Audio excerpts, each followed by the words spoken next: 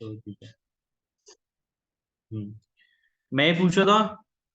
अच्छा, audit committee में क्या चेयरमैन को मेंबर बना सकते हैं क्या? No sir. सर। ठीक है। ऑडिट कमिटी में मेंबर्स कौन से ज्यादा होंगे? किसे बनाओगे मेंबर? एनईडी। एनईडीज को, नॉन एग्जीक्यूटिव डायरेक्टर्स को। ठीक है। ऑडिट कमिटी का काम क्या है? क्या काम करेगी ऑडिट कमिटी? काम क्या करेगी ऑडिट फाइनेंशियल कमिटी? स्टेटमेंट को मॉनिटर करना। फाइनेंशियल स्टेटमेंट्स को मॉनिटर करना या फाइनेंशियल स्टेटमेंट की इंटीग्रिटी को अश्योर करना?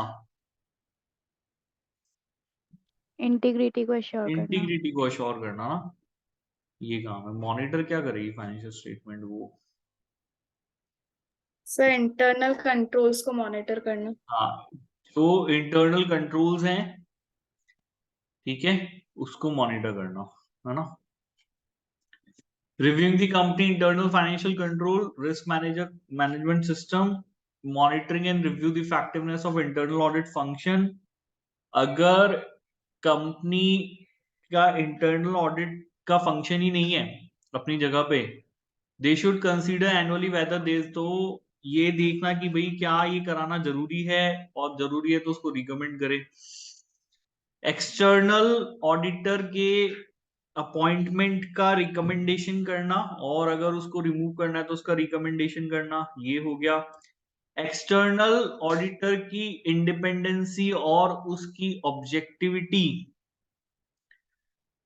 एंड द इफेक्टिवनेस और ऑडिट प्रोसेस को रिव्यू करना और मॉनिटर करना। इसके अलावा developing and implementing the policy on the engagement of external auditor to supply audit. अगर किसी तरह की नॉन ऑडिट सर्विसेज दे पाएगा नहीं दे पाएगा, उसके लिए पॉलिसी बनाना।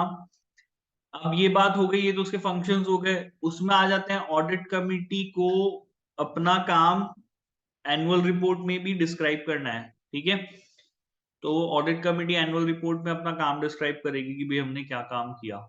उसमें कुछ स्पेशल पॉइंट्स आपको यहाँ पर इनका ध्यान रखना पड़ेगा। एक तो सिग्निफिकेंट इश्यूज, अगर फाइनेंशियल स्टेटमेंट से संबंधित कोई सिग्निफिकेंट इशू आपने कंसीडर किया है, ठीक है। उसके अलावा जो हमने आपको ड्यूटीज दी थी उसको आपने कैसे निभाया वो आपको स्पेसिफाई करना पड़ेगा। जैसे कि भाई एक्सटर्नल ऑडिट प्रोसेस के की इफेक्टिवनेस और इंडिपेंडेंसी का असेसमेंट आप कैसे कर रहे हो। अगर इंटरनल ऑडिट फंक्शन नहीं है, ठीक है, तो क्यों नहीं है, फिर आपने इंटरनल अश्योरेंस को कैसे अचीव किया, और ये देखना कि भाई explanation of how auditor independency and objectivity are safeguarded, तो वो स्वतंत्र रहा है, वो ऑब्जेक्टिव रहा है, उसको आपने कैसे सेफगार्ड किया है। ये चीज हो गई थी। ये आ गया था कल समझ में? क्लियर है? ये हमने ऑडिट कमेटी के बारे में पढ़ लिया था। आ गया था समझ में भाई? आया ना? Yes sir. ठीक है। उसके बाद फिर हमने रिस्क असेसमेंट को लेकर के बोर्ड की ड्यूटी के बारे में पढ़ा था, ठीक है। बोर्ड की क्या ड्यूटी है? तो कंपनी की इमर्जिंग और प्रिंसिपल रिस्क का असेसमेंट बोर्ड करेगा, और कैसे असेसमेंट किया यहाँ पर, ठीक है, क्या प्रिंसिपल रिस्क जो है उस असेसमेंट के दौरान पता चले, ड्यूरिंग दी असेसमेंट क्या रिस्क आपको पता चले, ठीक है। क्या प्रोसीजर्स आपने सेटिस्फाई की, सॉरी स्टैब्लिश किए हैं रिस्क को आइडेंटिफाई करने के लिए, और कि कैसे इनको रिस्क को आप मैनेज करोगे, कैसे इनको मिटिगेट करोगे, ये सब चीजें आपके एनुअल रिपोर्ट में जाएंगी, ठीक है। ये कल 2 पॉइंट और पढ़ लिए थे। इसके अलावा रिस्क मैनेजमेंट और इंटरनल कंट्रोल सिस्टम को आपको मॉनिटर करना है, और एक हर साल आपको रिव्यू करना है, ये आपका काम है। और फिर आ जाते हैं गोइंग कंसर्न बेसिक वाले पॉइंट पे। बोर्ड की एक रिस्पॉन्सिबिलिटी है कि उसको बताना पड़ेगा कि क्या कंपनी गोइंग कंसर्न है भी या नहीं है, ठीक है, ये उसको आइडेंटिफाई करना है। और फिर एनुअल रिपोर्ट में ये असेसमेंट आपने कैसे किया कि भाई कंपनी गोइंग कंसर्न बेसिस है या नहीं है तो क्यों कैसे है, ये आपने कैसे पता किया, ये आपको स्पेसिफाई करना पड़ेगा। तो board should state whether it is reasonable expectation. और इसके अलावा कंपनी अपनी जो है वो असेसमेंट पीरियड के दौरान, जैसे 12 महीने का असेसमेंट किया है, 2 साल का असेसमेंट किया हम लोगों ने, तो उसकी पीरियड के दौरान वो अपनी लायबिलिटीज को जो है वो मीट कर सकती है, और बिजनेस जो है वो अपना ऑपरेट करेगी। ये सब चीजें कल हमने पढ़ी। ये क्लियर है बेटा, समझ में आ गया था आप लोगों को यहाँ तक? हमने ये सब कुछ किया पढ़ा? Yes, sir. ठीक है, आज हम लोगों को थोड़ा सा आगे बढ़ना है ना, एक सेकंड रुकना।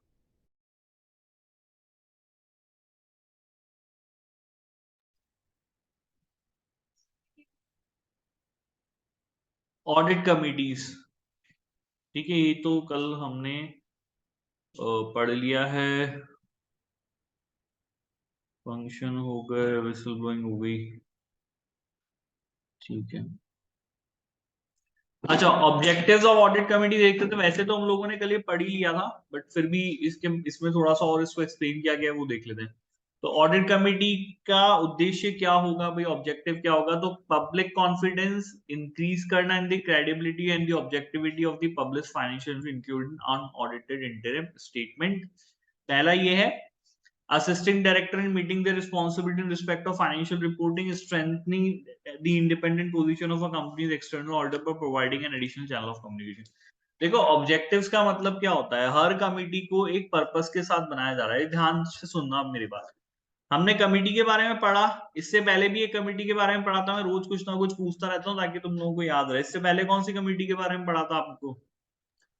Nomination. नॉमिनेशन कमेटी के बारे में पढ़ा था ना। तो ऐसे ही जो ऑडिट कमेटी है, तो हर कमेटी को एक पर्पस के लिए बनाया गया। देखो, है ना, वो पर्पस क्या है? बेसिकली कुछ ना कुछ तो आप जो है वो ऑब्जेक्टिव आपका होगा, कुछ तो उद्देश्य होगा कमेटी को बनाने के लिए। यस और नो? तो कमेटी को बनाया क्यों जा रहा है?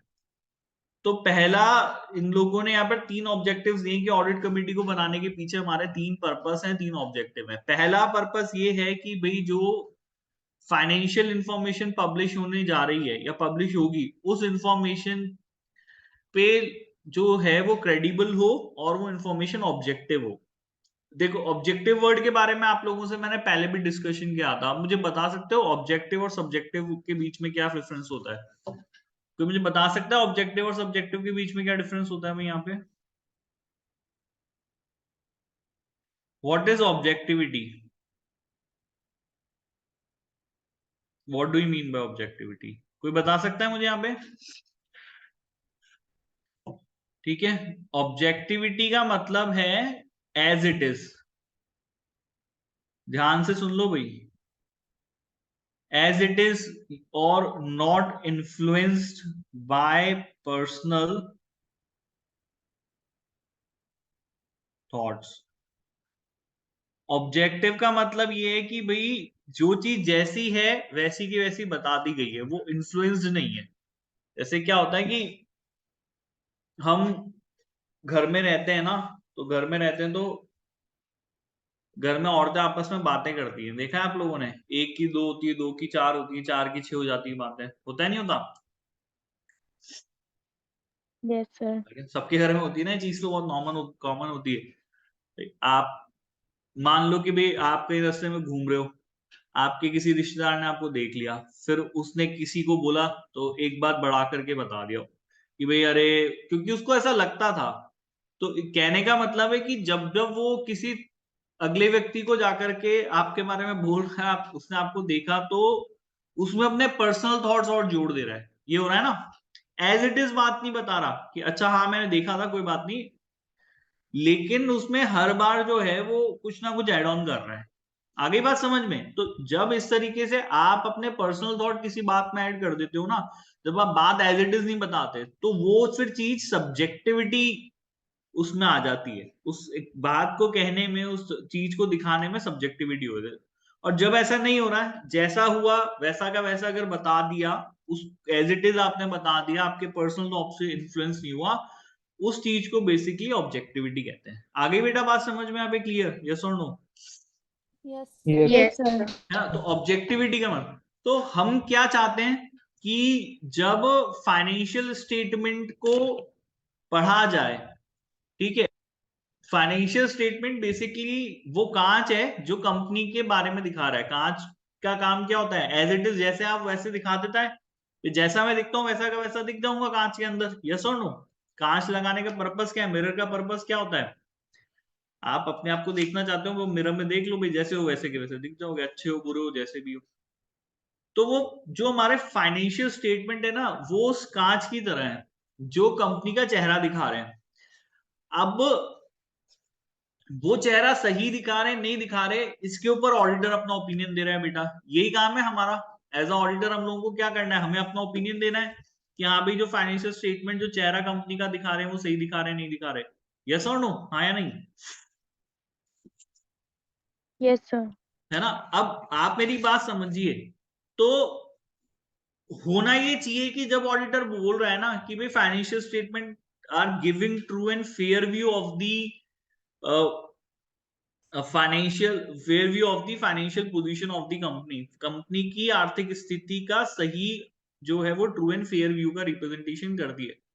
तो ये जो ओपिनियन दे रहा हूं ये मेरा ओपिनियन ऑब्जेक्टिव ओपिनियन होना चाहिए। अगर मैंने देखा कि भाई वाकई ट्रू एंड फेयर है तो मैं बोल दूं दुनिया को ट्रू एंड फेयर, और मुझे दिख रहा है ट्रू एंड फेयर नहीं है तो नहीं है।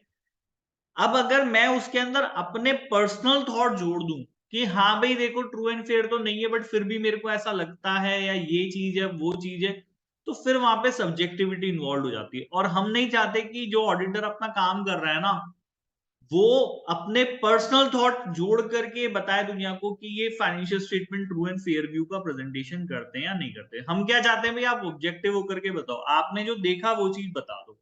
आगे पे बात समझ में क्लियर? यस और no? Yes sir. Yes, sir. हम नहीं Yes, sir. चाहते, आपने क्या आप क्या सोचते हो वो मत हमें बताओ, हमें ये बताओ कि क्या financial statement true and fair view का प्रेजेंटेशन करते हैं, रिप्रेजेंटेशन करते हैं या नहीं करते हैं, हाँ या ना। That is called objectivity. अच्छा ये काम करेगा कौन? ये काम है ऑडिटर का करना। किसका काम है ये हमारा? Auditor. ऑडिटर का। और देखो हमने जो ऑडिट कमेटी बनाई है, ऑडिट कमेटी का काम इस ऑडिटर को बेसिकली ना मदद करना है, असिस्ट करना है, ना कि इसका काम डिफिकल्ट करना है। तो हमने जो ऑडिट कमेटी बनाई है, जब आप उसका पर्पस देखोगे तो उससे आपको जो है वो दिखेगा कि अच्छा भाई ऑडिट कमेटी बेसिकली इस ऑडिटर को मदद करने के लिए बनाई है। ठीक है, क्योंकि देखो बोर्ड के पास इतना टाइम नहीं होता, बोर्ड में सब सदस्य जो है वो अपना अपना काम करने में बिजी है। अब जब ऑडिटर आ जाएगा तो उसको हेल्प की जरूरत है।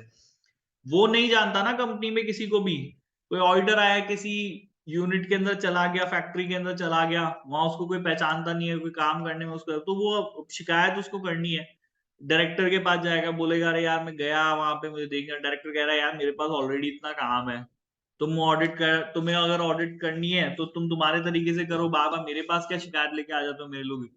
तो वो कह रहा है भाई काम कैसे करूं यार। तो ऑडिट कमेटी बनाई कि भैया ये बंदा है, आपको इसको असिस्ट करना है, ये ऑडिट करेगा, और अगर इसकी कोई दिक्कत है तो आप उसको हेल्प करो, हेल्प हिम आउट। तो बेसिकली ऑडिट कमेटी जो है वो ऑडिटर को मदद करने के लिए बनाई है। तो ऑडिटर का तो काम ही क्या, अल्टीमेटली उसको एक ट्रू एंड फेयर व्यू का रिप्रेजेंटेशन करना है नहीं करना है ये उसको बताना है।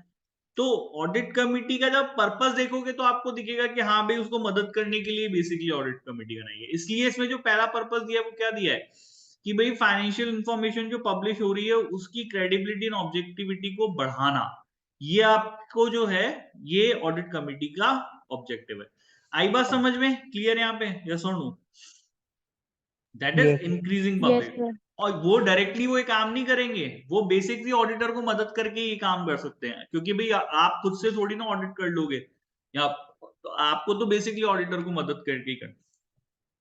ठीक है, इसके अलावा ऑडिट कमेटी का एक सेकंड ऑब्जेक्टिव डायरेक्टर को असिस्ट करना, पर्टिकुलरली एग्जीक्यूटिव डायरेक्टर्स को in meeting the responsibility in respect to financial reporting. ठीक है, तो फाइनेंशियल रिपोर्टिंग के संबंध में अगर डायरेक्टर्स को, स्पेशली जो हमारा एग्जीक्यूटिव डायरेक्टर्स है उनको कोई मदद की जरूरत है तो वो मदद हमारी ऑडिट कमेटी जो है वो उनको करेगी फाइनेंशियल रिपोर्टिंग को लेकर के। फाइनेंशियल रिपोर्टिंग का मतलब होता है जो फाइनेंशियल स्टेटमेंट आपके बनने हैं उसको बनाने में अगर डायरेक्टर्स को कोई डिफिकल्टी आ रही है तो audit committee will going to help them out, क्या अभी क्या दिक्कत आ रही है हम आपको हमको बताइए, हम आपकी हेल्प इसमें करेंगे। strengthening the independent position of the company external by providing additional channel of communication। ठीक है, और जो हमारा एक्सटर्नल ऑडिटर है उसकी पोजीशन को, इंडिपेंडेंट पोजीशन को मजबूत करना। ठीक है ना, अब जैसे आया ऑडिटर उसको काम नहीं करने दिया, वो गया डायरेक्टर्स के पास, उसने कंप्लेन करी अरे भाई काम नहीं करने दे रहे, वो कह रहा भाई मैं क्या करूं यहाँ पे, मेरे को तो काम ही नहीं करना।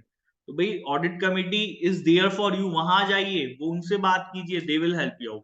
तो उसकी जो पोजीशन, इंडिपेंडेंट पोजीशन है कंपनी के ऑडिटर की, उसकी पोजीशन को इंडिपेंडेंट बनाना, ऐसा नहीं कि उसको बेचारे कोई डराने धमकाने लग जाए, ऐसा नहीं होगा, वो audit committee will look into this matter. आगे भाई समझ में क्लियर है तुम तीनों पॉइंट आप लोगों को यहाँ पे, यस और नो?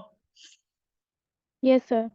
ठीक है, तो पहले पॉइंट में तो बोला ऑब्जेक्टिव क्या है भाई, कि भाई फाइनेंशियल इंफॉर्मेशन की क्रेडिबिलिटी को और उसकी ऑब्जेक्टिविटी को बढ़ाना, ठीक है, पब्लिक कॉन्फिडेंस बढ़ाना उसके अंदर, डायरेक्टर्स को मदद करना फाइनेंशियल रिपोर्टिंग के संबंध में उनकी जो रिस्पॉन्सिबिलिटीज है पूरा करने में, और independent position of companies external auditor को स्ट्रेंथन करना, उसको मजबूत बनाना, ये ठीक है।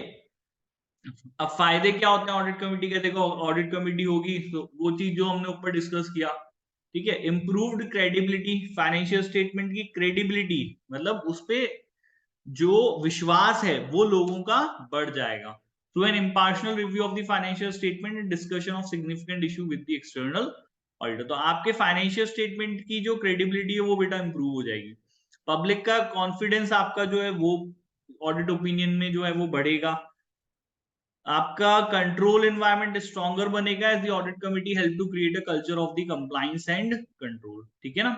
कंट्रोल एनवायरनमेंट, एक जो कंपनी है, कंपनी में काम कर रहे हैं, काम करने वाले लोगों को हमको एक एनवायरनमेंट देना पड़ता है, और वो एनवायरनमेंट आपका मोर कंट्रोलेबल बनेगा, ठीक है। ये बोलते हैं, मतलब ज्यादा डिस्कशन वाले पॉइंट्स नहीं है, वो ऑडिट कमिटी के जो ऑब्जेक्टिव्स हैं उन्हीं से फायदे निकल जाते हैं, ठीक है। जब वो अपना काम करेंगे तो फाइनेंशियल स्टेटमेंट क्रेडिबल बन जाएंगे भाई हमारे, आपकी जो ऑडिट ओपिनियन है उस पर लोगों का विश्वास बढ़ जाएगा, कंट्रोल एनवायरनमेंट आपको और स्ट्रॉन्गर बनेगा, ठीक है। Skills, knowledge and experience of the audit committee members can be invaluable resource of business. तो भाई ऑडिट कमिटी के अपने जो स्किल्स एंड नॉलेज है वो कंपनी के लिए एक अच्छा जो है वो रिसोर्स हो सकती है। It may be easier and cheaper to arrange finance as the presence of an audit committee can give perception of a good corporate governance। अब आप लोन मांगने गए, लोन मांगने जाओगे तो जो भी व्यक्ति आपको लोन दे रहा है, कोई बैंक अगर आपको लोन दे रहा है, कोई फाइनेंशियल इंस्टीट्यूशन आपको लोन दे रहा है, तो उसका विश्वास आपके ऊपर बढ़ेगा, क्यों? क्योंकि वो देखेगा भाई कंपनी के अंदर ऑडिट कमेटी बनी हुई है, ठीक है। ऑडिट कमेटी होती है तो फाइनेंशियल स्टेटमेंट सही होने की संभावनाएं और ज्यादा हो जाती है, ये चीज है। Less of burden to meet listing requirement if an audit committee is already established, ठीक है ना। लिस्टिंग रिक्वायरमेंट का मतलब क्या है बेटा, यहाँ पर वो मैं आप लोगों को बता देता हूं। लिस्टिंग का मतलब होता है जब कोई कंपनी यहां पर स्टॉक एक्सचेंज पे लिस्टिंग के लिए काम करती है। देखो स्टॉक एक्सचेंज का मतलब समझते हो यहाँ पे, हाँ या ना? Yes, sir. क्या होता है स्टॉक एक्सचेंज, क्या होता है यहाँ पर? स्टॉक एक्सचेंज क्या होता है? एक प्लेटफॉर्म बोल सकते हैं इसको, या फिर और आसान भाषा में कह सकते हैं एक मार्केट। क्या होता है भैया हमारा स्टॉक एक्सचेंज? मार्केट होता है, एक ऐसा Market. मार्केट जहां पे आप कंपनी की सिक्योरिटीज को सेल कर सकते हो या फिर बाय कर सकते हो। एक मार्केट है, एक बाजार है स्टॉक एक्सचेंज ना, वहां जाकर के कंपनी की सिक्योरिटीज मतलब जो उसके शेयर्स हैं, उसके डिबेंचर्स हैं, उसके बॉन्ड्स हैं, उनको खरीदा बेचा जा सके, उस पर्टिकुलर मार्केट को हम लोग बेसिकली स्टॉक एक्सचेंज कहते हैं। इंडिया में दो बड़े स्टॉक एक्सचेंज है, मैंने पहले भी आप लोगों के सामने नाम लिए हैं। क्या नाम है इंडिया के दो बड़े स्टॉक एक्सचेंज का? एक का नाम है बेटा NSC, national Yes. Stock exchange, एक का नाम है बॉम्बे स्टॉक एक्सचेंज। इंडिया का ही नहीं, एशिया का सबसे पुराना stock exchange Bombay stock exchange है। बाद में आई थिंक 90s के अंदर 1991 या 92 के अंदर हम लोगों ने नेशनल स्टॉक एक्सचेंज को स्टैब्लिश किया। ये भी बड़ा है, दोनों ही बड़े स्टॉक एक्सचेंज, ठीक है। तो अब इस मार्केट में देश की हर एक कंपनी अपने शेयर्स नहीं बेच सकती है, ठीक है। कुछ ही कंपनीज हैं जिनको ये परमिशन मिलती है। देखो बहुत बड़ी बात हो जाती है अगर आप एनएससी या बीएससी आपको जगह दे देगी कि हाँ भाई हमारे मार्केट में आकर के आप अपनी सिक्योरिटीज को बेचिए, वी आर अलाउइंग यू। तो जो कंपनीज को स्टॉक एक्सचेंज का रास्ता मिल जाता है, जगह मिल जाती है, उसको लिस्टिंग कहते हैं बेटा। क्या कहते हैं उसको हम यहाँ पे? उसको लिस्टिंग कहते हैं। आ गया समझ में? क्लियर है यहाँ पे? यस और नो? Yes, sir. तो लिस्टिंग Yes, मींस, sir. हाँ लिस्टिंग का मतलब है कि भाई जो स्टॉक एक्सचेंज है उस पे बेसिकली अपने लिए जगह बना लेना, उसको लिस्टिंग कहते हैं। और उसका एक फायदा है कि ये इतने बड़े स्टॉक एक्सचेंज है कि छोटे से छोटा इन्वेस्टर इन स्टॉक एक्सचेंज पे जाकर के शेयर खरीदता है। देश में सबसे बड़े स्टॉक एक्सचेंज, तो अब आप बताओ, हर किसी कंपनी को तो हम जगह नहीं दे देंगे ना यहाँ पर कि कोई कंपनी मुंह उठाए आ जाए और हम जो है वो स्टॉक एक्सचेंज पे जगह दे देंगे। ये तो नहीं करेंगे कि करेंगे हम लोग? No, sir. नहीं करेंगे ना। तो अब इसके लिए लिस्टिंग के लिए कंडीशंस होती हैं जो बहुत टफ कंडीशंस होती है। जब कोई कंपनी सारी कंडीशंस को पूरा कर लेती है ना, तब जाकर के आप स्टॉक एक्सचेंज पे अपनी सिक्योरिटीज को बेटा बेच सकते हो। अदरवाइज इतना आसान नहीं है। तब जाके आपके सिक्योरिटीज को अलाउ करेगा, वो प्लेटफॉर्म मिलेगा, वो मार्केट में बिक पाएंगी, लोग उन्हें खरीद पाएंगे। तो बहुत जो है वो स्ट्रिक्ट कंडीशंस होती हैं। ऑडिट कमिटी का होना is basically a condition to the listing। अब ये कह रहे हैं कि अगर आपके पास ऑडिट कमेटी होगी ना पहले से, अगर आप लिस्टेड नहीं हो और अगर आपने ऑडिट कमेटी बनाई है, तो जिस दिन आप लिस्टिंग के लिए जाओगे तो आपको आसानी हो जाएगी। ये लोग कहना चाह रहे हैं। क्लियरली बात समझ में आ गई? हाँ या ना? Yes, sir. ठीक है ना। क्योंकि जब आप लिस्ट होने गए तब पता चल रहा है कि हाँ भाई ऑडिट कमेटी होनी थी, फिर आप ऑडिट कमेटी बनाओगे। तो पहले से ये चीज करो, पहले से कंपनी के अंदर ऑडिट कमेटी होनी चाहिए। तो जब आप लिस्टिंग के लिए जाओगे तो ये कंडीशन तो आपकी पहले से ही पूरी हुई होगी कि भाई हमारे पास ऑडिट कमेटी है अलग से। आगे बेटा समझ में क्लियर है? यस और नो? Yes, sir. ठीक है। उसके अलावा internal audit function will report to the audit committee increasing their independence and adding weight to the recommendation. उसके अलावा जब इंटरनल ऑडिट काम करेगी तो वो बेसिकली वो भी रिपोर्ट आपके ऑडिट कमेटी को करेगी। इससे आपका जो इंटरनल ऑडिट होता है ना, वो भी इंडिपेंडेंट बनेगा। ठीक है। देखो, इंटरनल ऑडिट जनरली इंडिपेंडेंट होता नहीं है, वो तो आप खुद ही अपने एम्प्लॉइज से कराते हो। मैंने समझाया था आप लोगों को कि भाई घर में बाहर वाला व्यक्ति आकर के कमियां निकालेगा, उससे पहले हम घर वाले खुद ही कमियां निकाल लेना। तो इंटरनल ऑडिट तो आप खुद ही कर रहे हो, यस और नो? तो वो इंडिपेंडेंट होती नहीं है जनरली। लेकिन क्योंकि अगर आपके यहाँ पे ऑडिट कमेटी है और ऑडिट कमेटी के सारे सदस्य नॉन एग्जीक्यूटिव डायरेक्टर्स ही हैं जनरली, तो उस वजह से क्योंकि इंटरनल ऑडिट कमेटी रिपोर्ट करेगी, इंटरनल ऑडिट जो है वो रिपोर्ट करेगी इंटरनल ऑडिट कमेटी को, तो वो भी आपकी इंडिपेंडेंट बनेगी, ज्यादा स्वतंत्र होकर के काम कर पाएगी। आ गई भाई बात समझ में यहाँ पे? यस और नो? Yes, sir. ठीक है। ये इनके कुछ हमारे बेनिफिट्स हो गए। मैंने ज्यादा डिटेल में डिस्कस नहीं किए, बट फिर भी हाँ भाई, एक तो फाइनेंशियल स्टेटमेंट्स की क्रेडिबिलिटी बनती है, ऑडिट ओपिनियन में पब्लिक ओबिडियंस आप कॉन्फिडेंस आपका इंक्रीज हो जाता है, कंट्रोल इन्वायरमेंट आपका स्ट्रॉन्गर होगा, स्किल नॉलेज आपके इनवैल्यूएबल रिसोर्स हैं, बहुत काम आ सकते हैं ऑडिट कमेटी के।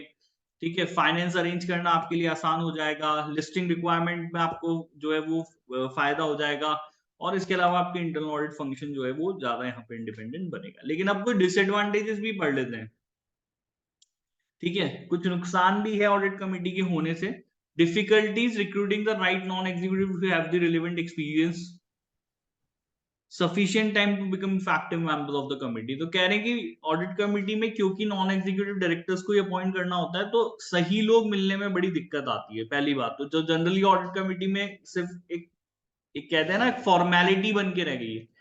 क्योंकि बनाना जरूरी है भाई, ऑडिट कमेटी खुद से तो कंपनी बनाती नहीं होंगी भाई, क्योंकि रिक्वायरमेंट है, लीगल है, लॉ है, कानून है, तो बनाना पड़ेगा। आपको क्या लगता है कि देश में कंपनियां ऑडिट कमेटी क्यों बना रही है? क्या उनको फायदे दिख रहे हैं वो इस वजह से बना रही है, या फिर इट इज डर है कानून का? क्यों बना रहे हो भाई ऑडिट कमेटी आप? आपको क्या लगता है क्यों बनाती होंगी companies? It is due to law, या फिर कंपनीज खुद से ही बना रही है ऑडिट कमेटी? हाँ भाई चलो बना देते हैं, फायदे बहुत है। क्यों बनाओगे? आपको लगता है प्रैक्टिकली क्या हो रहा होगा? Due to law. Due to law. डर है भैया कानून का, कोड है, इसका डर है, नहीं करेंगे तो नॉन कंप्लायंस हो जाएगा, पेनल्टी होगी, सरकार पूछताछ करेगी, तो इससे अच्छा बना दो। तो जब बना दिया तो फिर लोग जो उसके अंदर है वो फॉर्मेलिटी वाले हैं लोग। ठीक है भाई, अरे यार ये बंदा है फ्री फोकट घूम रहा है, चलो इसको डायरेक्टर बनाओ, नॉन एग्जीक्यूटिव डायरेक्टर है, थोड़ा बहुत पैसा देंगे, हाँ भाई तू ऑडिट कमेटी का मेंबर बन। तो इनका कहना ये है कि भाई क्योंकि ऐसे लोग जिनका रिलेवेंट स्किल एक्सपीरियंस हो, सफिशिएंट टाइम हो, मिलना बहुत मुश्किल होता है, तो कंपनीज में जनरली नॉन स्किल्ड व्यक्तियों को कमिटी का मेंबर बना दिया जाता है। आ गई भाई समझ में यहाँ पे भाई? यस और no? Yes, sir. Expensive as members of the committee will be paid for their time. फिर भाई उनका समय लगेगा तो उसके लिए आपको पैसा देना पड़ेगा, तो इस कमिटी को बनाने में खर्चा भी आता है। तो ज्यादा कोई इन्होंने डिसएडवांटेज दिए नहीं, वो दो ही डिसएडवांटेज दिए कि भाई एक तो सही व्यक्तियों का चयन या सही व्यक्तियों का सिलेक्शन हम लोग नहीं कर पाते, बहुत डिफिकल्ट होता है। और दूसरा फिर खर्चा बहुत होता है ऑडिट कमेटी पे, क्योंकि उनको उनका टाइम लेने के लिए आपको उनको पैसा देना पड़ता है। आगे भी बात समझ में यहाँ पे क्लियर है? यस और नो? Yes, sir. ठीक है, अब आ जाते हैं एफआरसी की गाइडेंस। एफआरसी के बारे में पढ़ाया हुआ है आप लोगों को मैंने। क्या होता है एफआरसी, किसको याद है? एफआरसी क्या होता है भाई, याद करो। क्या होता है एफआरसी, क्या होता है? भूल गए क्या? हम लोगों ने बीच में सेकेंड चैप्टर जब पढ़ा था तब मैंने एफआरसी के बारे में आप लोगों को बताया था। किसको कहते हैं एफआरसी? Financial Reporting Council. क्या होता है?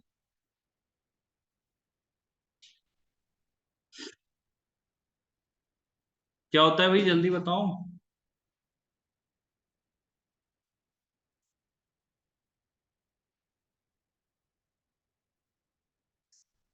जल्दी बताओ भाई।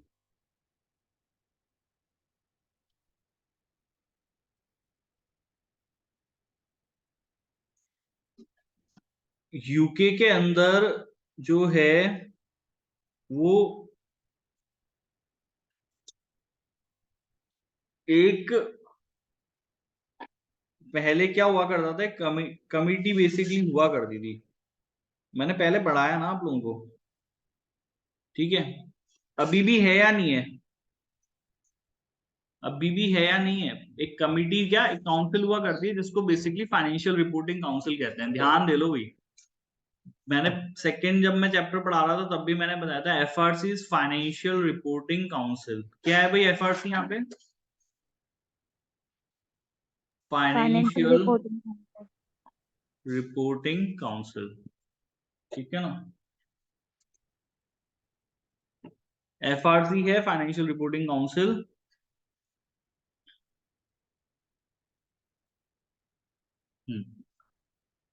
तो यूके के अंदर जो कॉर्पोरेट सेक्टर है, जो कंपनीज हैं, उन लोगों की फाइनेंशियल रिपोर्टिंग के ऊपर जो भी नियम बनाती है, और इवन मतलब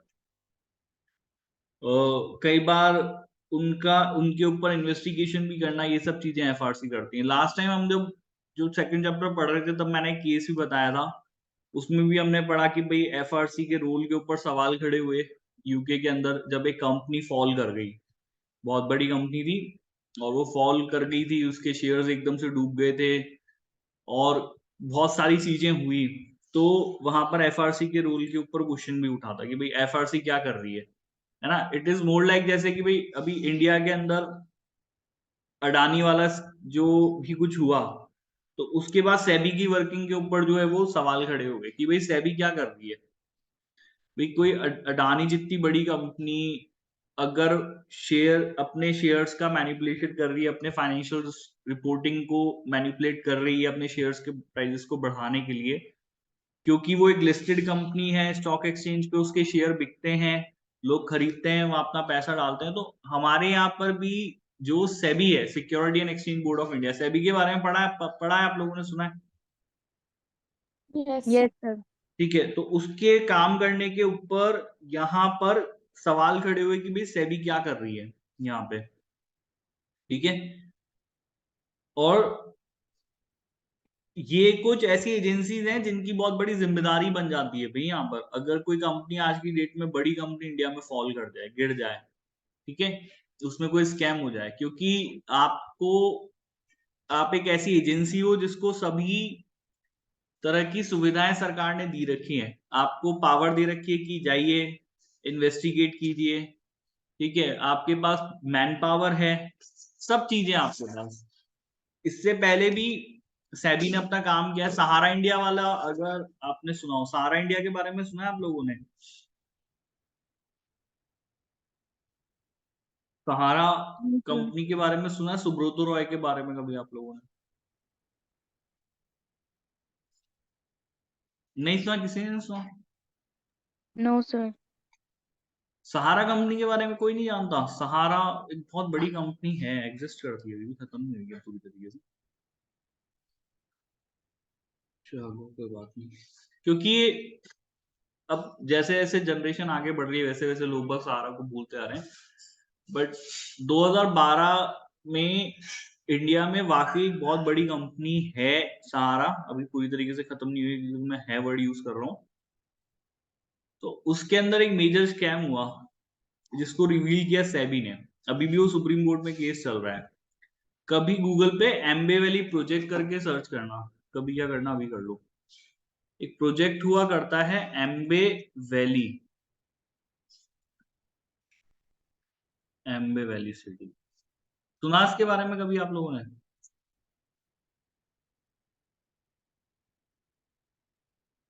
नहीं सुना? एम्बे वैली के बारे में कभी नहीं सुना? No, sir. तो ये शायद इंडिया का सबसे एक्सपेंसिव प्रोजेक्ट आप मान लो रियल एस्टेट का, है ना। रियल एस्टेट से मतलब है जब कोई बिल्डर कोई सोसाइटी डेवलप करता है, कोई मकान बनाता है, तो Aamby Valley is one of the finest project of India. मतलब पुणे के आसपास, मतलब पुणे बॉम्बे के बीच में एक जगह है जिसको एम्बे वैली कहते हैं, और ये पूरी प्लैंड सिटी थी। आप मतलब सब वीआईपीज के लिए यहाँ पर बंगलोज बनाए गए थे, ये सहारा इंडिया का ही प्रोजेक्ट था। अब वहां तक जाने के लिए रोड्स, मतलब एक ऐसा शहर इन लोगों ने एम्बे वैली बना दिया कि भाई वीआईपीज आएंगे, सब उन्हीं के बंगलोज होंगे। उतरने के लिए हेलीपैड तक, एक मतलब आप सोचो कि आपके घर के पास में सोसाइटी जिसका अपना एक हेलीपैड है, लोग आएंगे तो हेलीकॉप्टर से आएंगे, खुद का एयरपोर्ट है छोटा सा, ठीक है, वर्ल्ड की टॉप क्लबिंग्स और ये सब चीजें, है ना। बट अब इस प्रोजेक्ट की, अब आप देखोगे तो आज के टाइम पे कंडीशन ये है कि यहाँ पे एक खरीदने के लिए इसको कोई है नहीं, मतलब जो इंफ्रास्ट्रक्चर डेवलप किया गया था वो सड़ रहा है, मतलब कोई वहां पे जाने के लिए तैयार नहीं है कोई, इतनी बुरी हालत इसकी हो गई है एम्बे वैली प्रोजेक्ट की, ठीक है ना। ये प्रोजेक्ट था सहारा इंडिया का, ठीक है। और इसमें कुछ ऐसा एक ऐसा स्कैम हुआ था, इसके बारे में ज्यादा तो हम डिस्कस नहीं करेंगे, लेकिन ना जिसकी वजह से आज की स्थिति, अगर अगर गूगल पे कुछ फोटोज देखने को मिल पाएंगी तो आपको मैं दिखा पाऊंगा कि इतनी बुरी स्थिति हो गई है कि लोग वाकई मतलब ये कुछ देखना,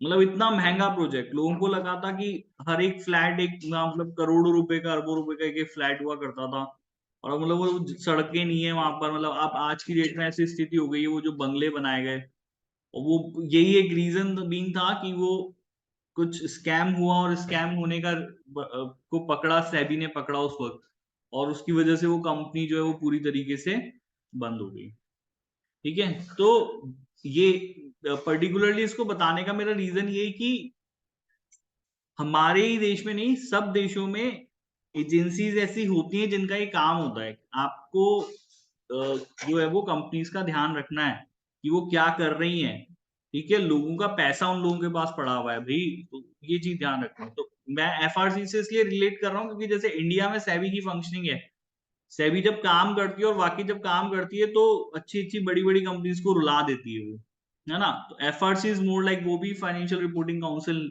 यूके की है, और जब वो काम करती है ना तो वहां की बड़ी बड़ी कंपनियों को रुला देती है, ठीक है। बेसिकली इसका काम है यहाँ पे ट्रांसपेरेंसी और इंटीग्रिटी को प्रमोट करना। जो कंपनीज यूके के अंदर काम कर रही है वो ट्रांसपेरेंट मैनर में काम कर रहे हैं। ट्रांसपेरेंट वर्ड का मतलब समझते हो? आर पार दिखना, पारदर्शिता, समझते हो ट्रांसपेरेंट वर्ड का मतलब? Yes, sir. तो जो कंपनीज यूके के अंदर काम कर रही हैं उनकी फाइनेंशियल रिपोर्टिंग में ट्रांसपेरेंसी रहे और इंटीग्रिटी रहे, इसको मेक श्योर करना, ये बेसिकली एफआरसी का काम है। तो द गाइडेंस, एफआरसी की क्या गाइडेंस है ऑडिट कमिटीज को लेकर के? This guidance is design to assist company boards when implementing the corporate governance. Companies with a premium listed are required to comply with the code or explain why they have not done so.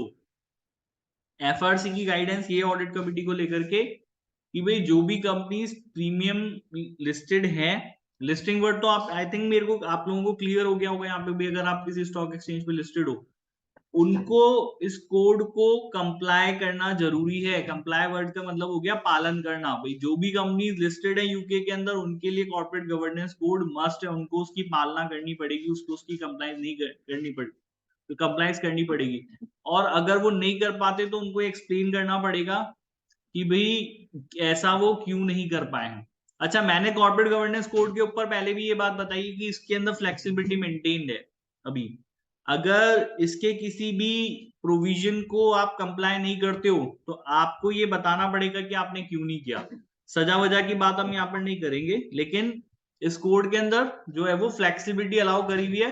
अगर company कह रही है कि भाई ये reason है, हमारे पास कुछ बेटर है, ठीक है, वी हैव समथिंग बेटर, जिससे कि हम ज्यादा ट्रांसपेरेंसी मेंटेन कर सकते हैं, ज्यादा हमारी जो है वो फाइनेंशियल स्टेटमेंट की इंटीग्रिटी, तो आप वो बताइए। ठीक है, तो आप एक्सप्लेन कर दीजिए कि हम क्यों नहीं कर रहे हैं ये code complete.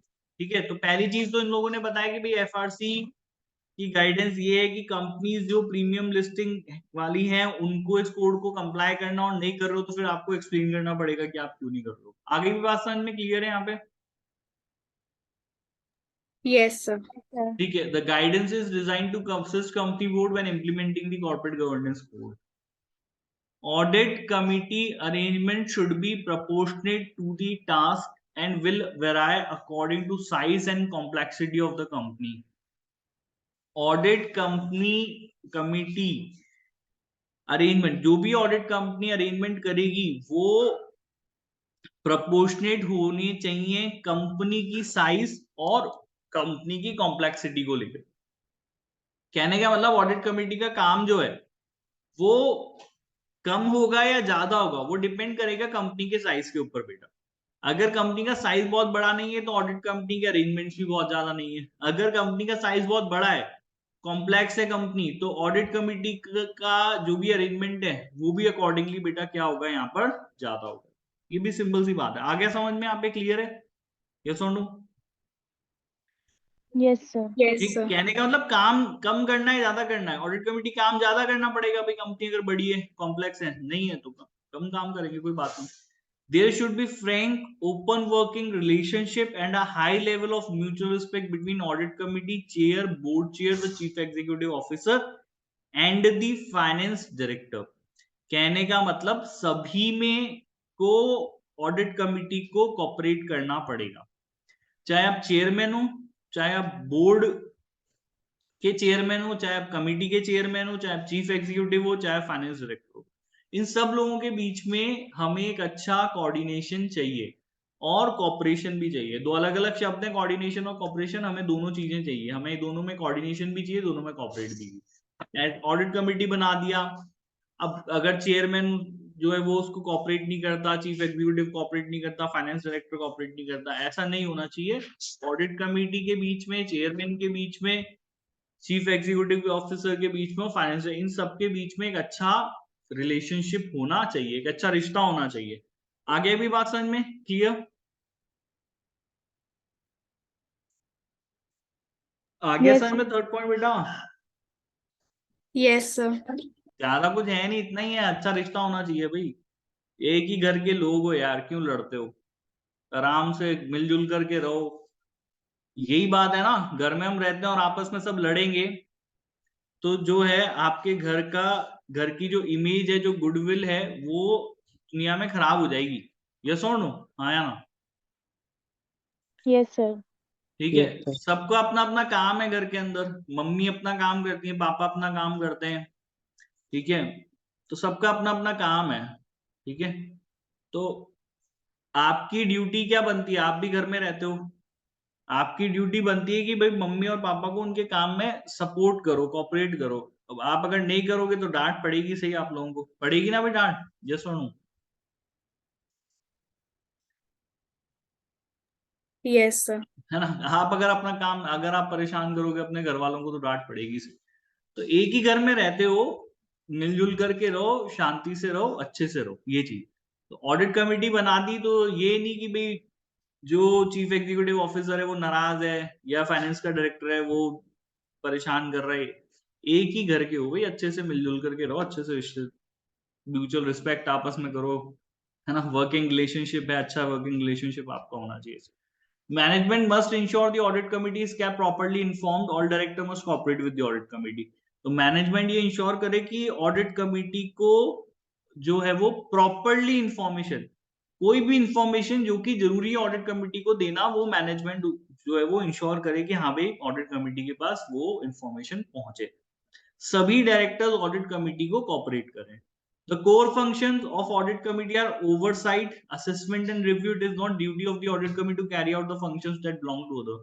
For example, they should make sure there is a proper system in place for monitoring of internal control, but should not do the monitoring themselves. ठीक है, कह रहे हैं कि ऑडिट कमिटी का कोर फंक्शन ओवरसाइट, असेसमेंट और review है। ध्यान से देख लो, सुन लो भाई, क्या काम है भाई ऑडिट कमिटी का? कोर फंक्शन क्या है? ओवरसाइट, असेसमेंट और रिव्यू। ओवरसाइट मतलब जैसे छत पे खड़े होकर के नीचे देखना कि क्या हो रहा है, तो आपको सब दिख रहा होता है ना कि भाई सड़क पे कौन कहां जा रहा है क्या नहीं जा रहा है, आप छत पे खड़े होकर देखते हो, नीचे सब दिखता है हमको, यस और no? Yes, sir. Yes, sir. ये ओवरसाइट है। तो ऑडिट कमिटी का स्तर बहुत ऊंचा है, ठीक है, उसको अपने अंडर क्या हो रहा है वो सब देखना है कि भाई क्या क्या चीजें हो रही है मेरे हमारे कंपनी के अंदर, हमसे जो लोग काम कर रहे हैं हमारे नीचे वो क्या कर रहे हैं, that is called as oversight. Assessment करना और रिव्यू करना, ये ऑडिट कमिटी के कोर फंक्शन है। It is not the duty of the audit committee to carry out functions that belong to others. दूसरों का आपको काम नहीं करना, आपको सिर्फ ये देखना है कि दूसरे काम कैसे कर रहे हैं। बहुत ही ध्यान से ये चीज समझ लेना, आप घर की वो सास हो जिसको काम नहीं करना है, आपको देखना है कि बहुएं जो है वो काम सही कर रही है नहीं कर रही। क्लियरली बात समझ में आ गई Yes, sir. है ना? Yes, sir. आपको खुद से काम नहीं करना है, आपको ये देखना है, आपको बहुओं का असेसमेंट करना है, रिव्यू करना है कि हाँ भाई इस बहू को ये काम दिया तो उसने जो दिया गया वो काम वो कर रही है नहीं कर रही। आप असेसमेंट करो, ओवरसाइट करो, दूसरों का आपको काम करने की जरूरत नहीं है। For example, they should make sure that there is a proper system in place for the monitoring of internal, but not should not do the monitoring this. तो इंटरनल, जैसे इन्होंने एग्जांपल क्या दिया है कि भाई पहली बात इंटरनल कंट्रोल बने हुए होने चाहिए, दूसरी बात इंटरनल कंट्रोल बने हुए हैं इसकी मॉनिटरिंग होनी चाहिए।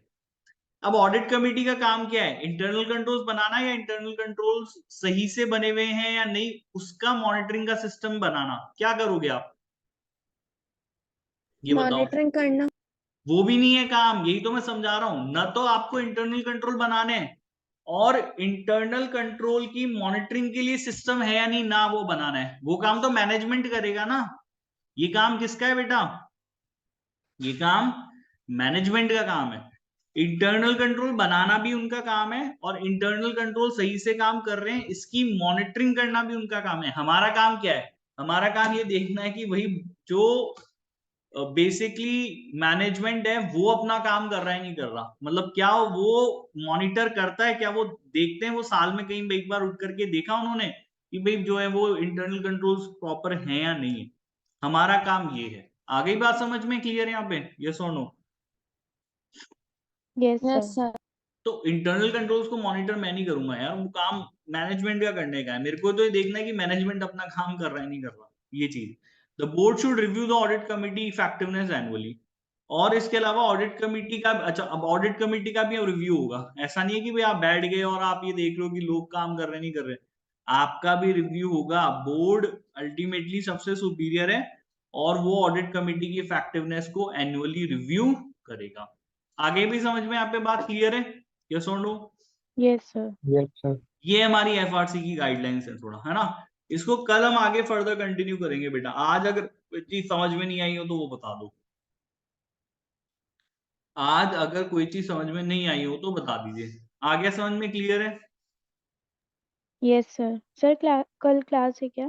कल मतलब जो नेक्स्ट क्लास होगी हम लोगों की, है ना, उसमें फिर इसको आगे पढ़ेंगे Okay, sir. ऑडिट कमेटी के बारे में। चलो ठीक है, आज की क्लास को फिर यहाँ पे बाय, गुड नाइट। पढ़ा